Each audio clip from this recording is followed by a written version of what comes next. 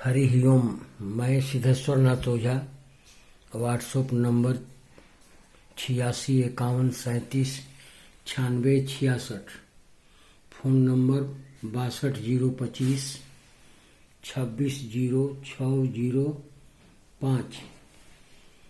मेष लगन के बारे में, वृक्ष लगन के बारे में और मिथुन लगन के बारे में पूर्व में बता चुका हूँ कि कौन सा ग्रह का रत्न पहनना चाहिए या नहीं। आज कर्क लगन के बारे में, कर्क लगन से कौन सा ग्रह शुभ या अशुभ है और उसका रत्न पहनना चाहिए या नहीं। कर्क लगन के स्वामी चंद्रमा है। यह जलीय अस्थिर राशि है। यह स्त्री प्रवृत्तिक, लाभदायक तथा भावुक राशि है।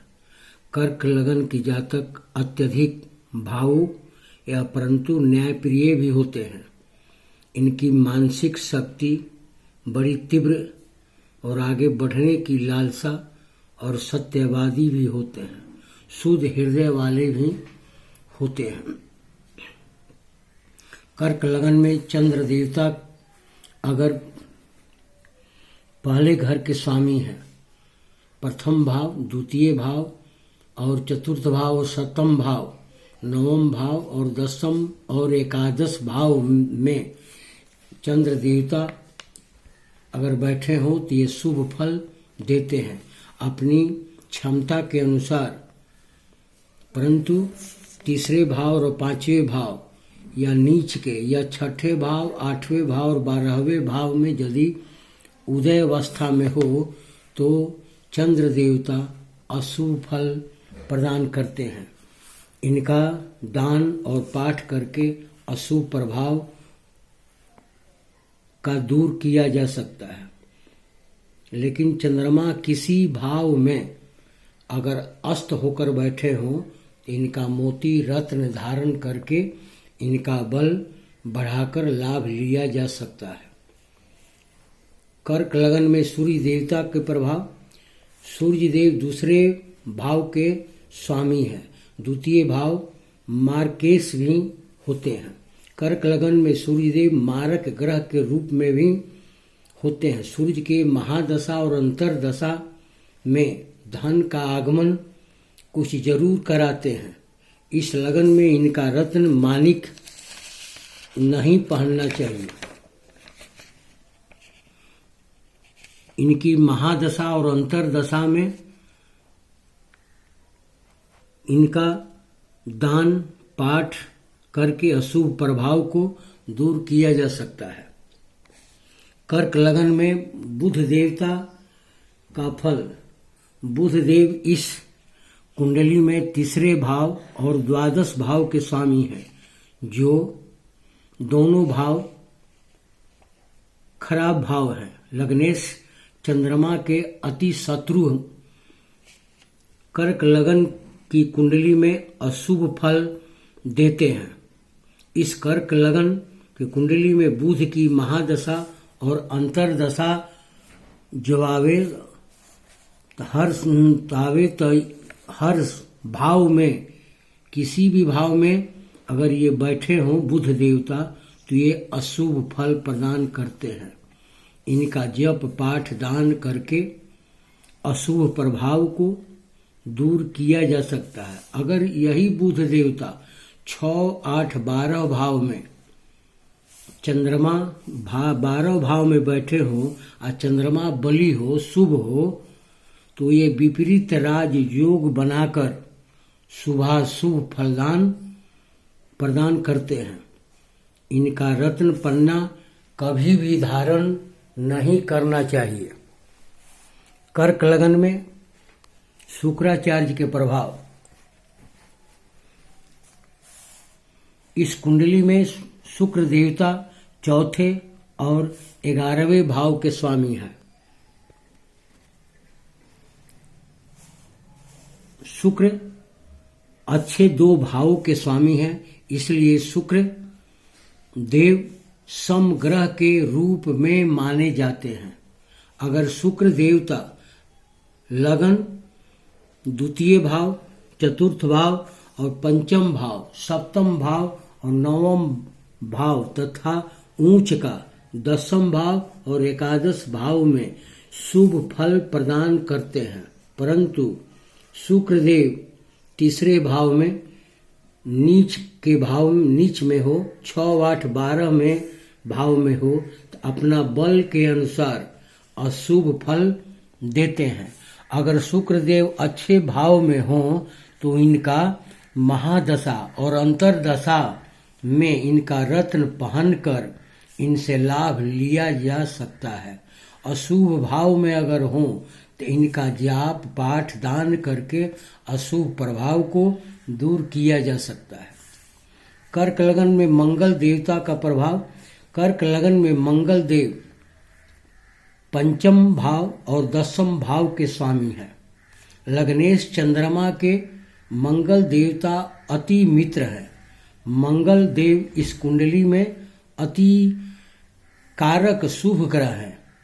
अगर मंगल देव द्वितीय भाव, चतुर्थ भाव, पंचम भाव और सप्तम भाव या ऊंच के मकर राशि में हो, नवम भाव और एकादश भाव में हो तो अपना शक्ति अनुसार, अपना बलाबल के अनुसार शुभ फल देते हैं, परंतु लगन में नीच के या तीसरे भाव, छठे भाव, 8वें और 12वें भाव में मंगल देव अगर बैठे हों तो ये अशुभ प्रभाव देते हैं, अपनी बल अनुसार अशुभता देते हैं। इनका उस समय दशा और महादशा के समय इनका पाठ जाप दान करके अशुभ प्रभाव को कम कर सकते हैं।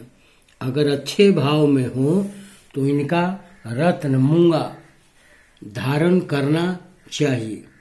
कर्क लगन में शनि के प्रभाव। इस लगन कुंडली में शनि देवता 7वें और 8वें भाव के स्वामी हैं। लग्नेश चंद्रमा के अति शत्रु हैं।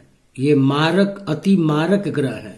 किसी भाव में शनि देवता बैठे हों तो अपनी दशा और अंतर दशा में अशुभ फल देते हैं, और इनकी दशा और महादशा में या ये नीच भाव में बैठे हों, अशुभ भाव में बैठे हों और उसी वक्त इनकी इस राशि पर अगर अढ़ाइया या 7.5 चलता हो तो विशेष मृत्यु तुल्य कष्ट प्रदान कर देते हैं।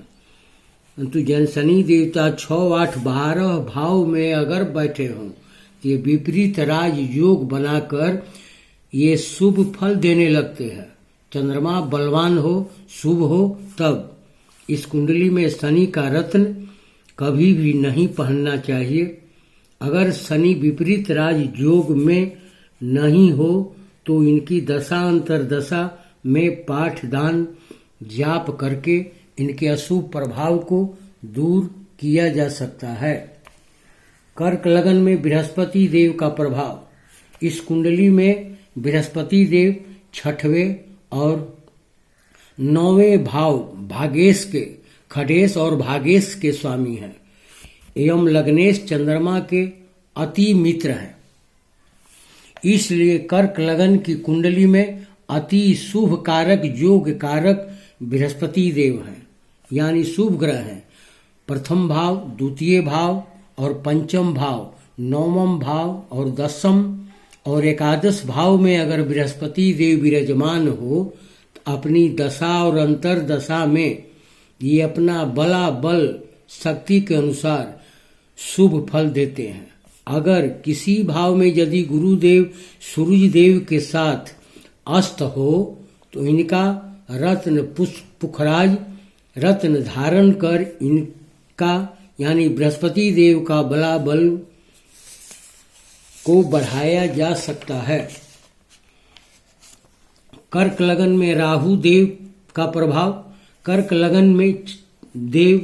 लगन में राहु देव मित्र के घर में बैठकर शुभ फल देते हैं और शत्रु के गृह में बैठकर अशुभ फल प्रदान करते हैं। इनकी अपनी कोई राशि नहीं होती, ये एक छाया ग्रह है, जिसके साथ बैठते हैं उसी के अनुसार फल देते हैं। अगर राहु देवता चतुर्थ भाव, सप्तम भाव और एकादश भाव में शुभ फल देते हैं, लेकिन इस कुंडली में राहु देव प्रथम भाव, द्वितीय भाव और तृतीय भाव, पंचम भाव और षष्ठम भाव, अष्टम भाव, नवम भाव और दसम और द्वादश में भाव में अगर राहु बैठे हों तो यह शुभ फल प्रदान करते हैं। राहु का रत्न कभी भी नहीं धारण करना चाहिए। अशुभ भाव में हो तो इनकी दशा अंतर्दशा, इनका दान पाठ जाप हवन करके इनके अशुभ को दूर किया जा सकता है। कर्क लगन की कुंडली में केतु का फल, केतु का अपनी कोई राशि नहीं होती। शुभ भाव में हो तो शुभ फल देते हैं और अशुभ भाव में शत्रु गृह में हो तो शत्रु रूप में फल देते हैं।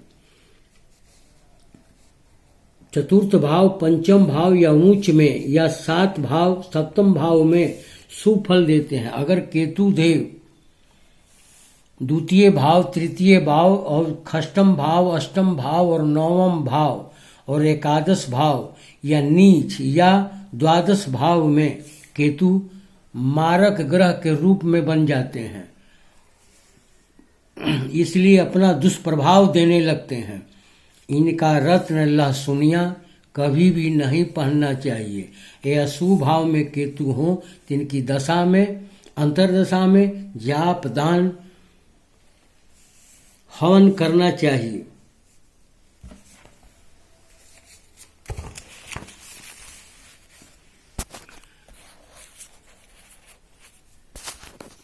बभनगामा निवासी जीवित यादव के प्रथम पुत्र बजरंग यादव का जन्म 14/5/1996 10:57 AM धनबाद झारखंड में हुआ। रेवती नक्षत्र चरण 2। बुध के महादशा में जन्म हुआ। मारक ग्रह बुध मृतावस्था के और शुक्र बालावस्था के और शनि वृद्धावस्था का मारक ग्रह अगर कमजोर हो तो बहुत बढ़िया, बहुत अच्छा। शनि के दशा हो तो उसमें ढैया और 7.5 हो तो सतर्क रहें। शनि का दान करें। मोती मूंगा रत्न पहन सकते हैं। सूर्य का रत्न माणिक नहीं पहन सकते हैं। ये बुध के महादशा में इनका जन्म हुआ। जो द्वितीय चरण 8 वर्ष 6 महीने 6 माह।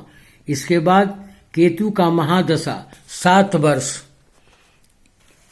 इसके बाद शुक्र के महादशा 20 वर्ष और सूर्य का महादशा 6 वर्ष और चंद्रमा का महादशा 10 वर्ष और मंगल का महादशा 7 वर्ष। ये अष्ट चक्र के अनुसार ये बालक अपने भुज बल से धन का योग बढ़ाएंगे। ये सूर्य मंगला है 10वें स्थान में, सूर्य ऊंच के और मंगल स्वगृही है। ये बालक का तीव्र बुद्धि और ज्ञान अष्ट चक्र के अनुसार 30% अपना दिमाग बल, कुटुंब या मित्र के बल 23%, अपना पराक्रम बल 22% और मातृगृह भूमि के बल 36%, विद्या बल 26%। शत्रु और रोग कम मात्रा में होंगे, इनके अधिक मित्र होंगे। पत्नी एवं रोजगार के बल 34%, आयु 65 वर्ष, भाग्य 23%, कर्म बल 30% और धन का आमद 34%। खर्च बहुत कम मात्रा में 28% कर सकते हैं। बाइनस 23%। बुध के महादशा में जन्म बड़ा होनहार ये बालक होंगे। इनके भाग्य स्थान में कुछ चंद्र दोष, केतु शनि श्रापित दोष लगा हुआ है। इनका वे स्वयं उतारने का कष्ट करें। आगे जय माँ भवानी। सर्वे भवा सुखी समंती भवा, सुख शांति भवा। या देवी सर्वभूतेषु सर्वशक्तिमान भय भयस्त्राहिनो देवी दुर्गे देवी नमस्तुते। जय माँ